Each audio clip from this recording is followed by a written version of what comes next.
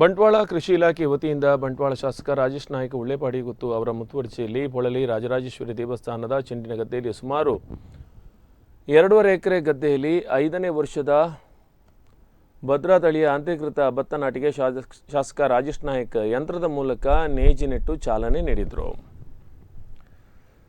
ಈ ಸಂದರ್ಭದಲ್ಲಿ ಮಾತನಾಡಿದವರು, ಕೃಷಿ ಇಲಾಖೆ ಹಾಗೂ ಊರಿನವರ ಸಹಕಾರದಿಂದ ಭತ್ತದ ಕೃಷಿ ನಾಟಿಯನ್ನು ಮಾಡಲಾಗಿದೆ. ಕಳೆದ ಬಾರಿ ಮಾಡಿದ ಕೃಷಿಯ ಮೂಲಕ 95,000ದಷ್ಟು ದೇವಸ್ಥಾನಕ್ಕೆ ಉಳಿತಾಯವಾಗಿದ್ದು, ಇದರ ಹುಲ್ಲು ಸ್ಥಳೀಯ ಅನೇಕ ಕೃಷಿಕರಿಗೆ ಉಪಯೋಗವಾಗಿದೆ ಎಂದು ತಿಳಿಸಿದರು.